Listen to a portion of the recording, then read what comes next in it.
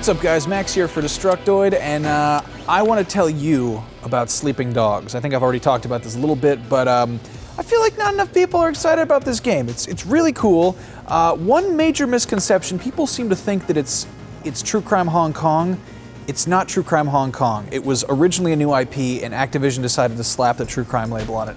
Anyway, I got to play around with the actual open world parts of it, and it's really cool. For starters, it's got like the best fighting you've ever seen in an open world game. It's kind of crazy how much they've got going on here. There are 20 unlockable moves and 100 combos plus like 60 plus environment kills where you can just take guys' faces and slam them in car doors. You can hit people with telephones.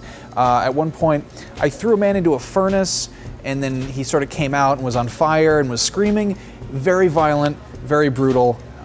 Should be lots of fun for anybody who likes, you know, hurting people in video games. The enemies also have great fighting styles too. There's actually four different types of enemy fighting styles.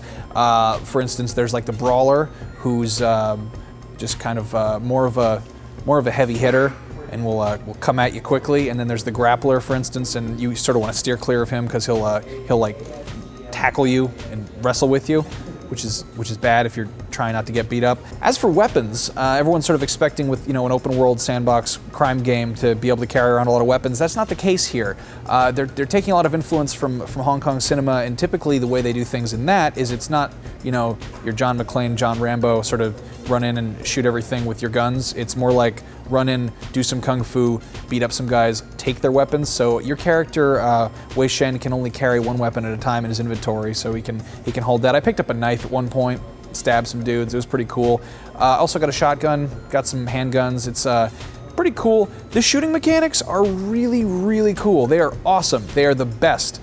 It's got some cover-based stuff going on, and you can sort of you know, hide against cover, and then when you vault over it, you go into like bullet time.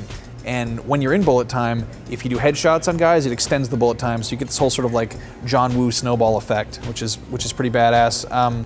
Another big element here is the driving, which I got to check out in terms of like racing before, but really everything I've seen up until this point has been not showing off the sandbox open world aspect of this game, which is really kind of its main appeal, I'd say. The driving is really fun. There are 65 vehicles, I think. I got to play with some mopeds, some motorcycles, some fast cars. There are lots of fast, nice cars everywhere. There are also boats. I didn't get to see those though. One thing that's amazing here, and this is coming from someone who played the hell out of Saints Row and expected to be able to karate kick through windows. You can't do that, but you can do action hijacks, which is where you jump out of a moving vehicle onto another vehicle and then steal it. You can also, of course, get bonuses for wheelies and stuff like that. There are street racing side missions. There are a lot of other little side missions. There are online leaderboards, so you can keep track of who in the world has the most nut shots, you know, who's stealing the most cars, stuff like that, I imagine. As for Hong Kong, it's apparently pretty accurate. I haven't been myself, so I can't vouch for that, but they said that they've got all the landmarks there and that they're keeping it pretty realistic, though of course they've made some changes just to make it more fun for driving and exploring. There are side missions, of course. You know, for instance, I saw one where you did some hacking. You sort of drove to a drugstore hangout where a bunch of drugmen were doing their drug dealings, and you beat them all up, and then you sort of hack the security cameras at the spot, and then you go back to your hideout, and you can sort of spy on the proceedings going on there, because it's a bad neighborhood, I guess. And then from there you can pinpoint the gang leader, and your cops will come and bust them, and you don't have to blow your cover by doing that.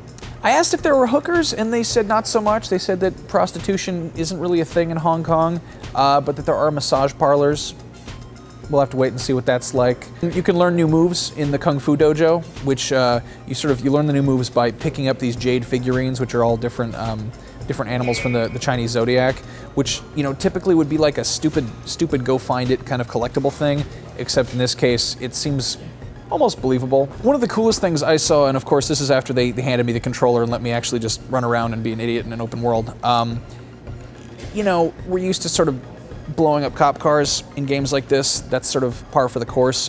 This is the first open world sandbox game where you're playing as a cop, and in doing that, you can kill cops, yes, but if you break the law, the cops won't immediately try and kill you, and they'll tackle you, but you can counter them and then handcuff them. which I thought was really interesting. It's a game where you can arrest cops, which is neat. Of course, you can blow up vehicles, you can beat people up, you can run over pedestrians. Again, you're an undercover cop, so you're sort of trying not to do that, but it will not dock you points per se. It'll just take away from your undercover cop score, which is neat.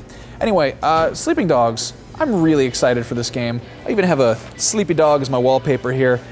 This game comes out the week of August 14th. I think it's August 17th in Europe and Australia sometime around that week, but this is PS3, 360, and PC. It looks really good. Please pay attention to this game. I want it now.